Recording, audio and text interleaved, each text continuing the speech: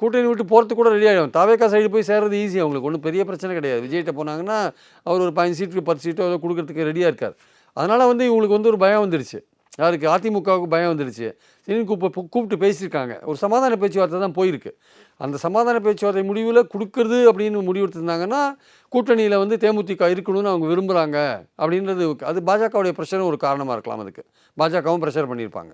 தேமுதிக இருக்கணும். ஆமாம் ஆமாம், அது என்ன கணக்கு சார்? ஏன்னா அந்த கூட்டணி அதிமுக பாஜக கூட்டணியில் தேமுதிக இருக்கணும். அது போயிட்டு என்ன பண்ணுறது? இன்னும் கொஞ்சம் வலுவான கூட்டணி. அதிமுக பாஜக மட்டுமே இருந்தால் வின் பண்ண முடியாதுங்க.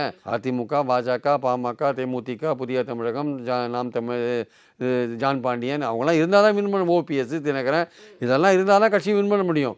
இதில் 1-2 கட்சி வெளில போச்சு வச்சுக்கோங்க, அது வந்து இழப்பு தான் ஆக்சுவலாக. அதனால் தேமுதிக இருக்கணும்னு பாஜகவும் ப்ரெஷர் கொடுத்துருக்கலாம் ஏடிஎம்கேக்கு.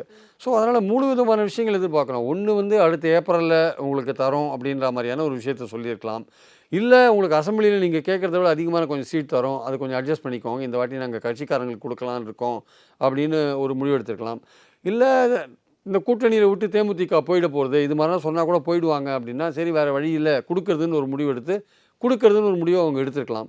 இந்த 3 முடிவை தவிர வேறு எடுக்கிறதுக்கு சான்ஸ் இல்லை. ஆனால் இந்த விஷயத்துக்கு சுதீஷை கூப்பிட்டு அவர் பேசினார்ன்ற ஒரு விஷயம் இங்கே வந்ததுக்கு காரணம் என்னென்னா, ஒன்று பாஜக ப்ரெஷராக இருக்கலாம்,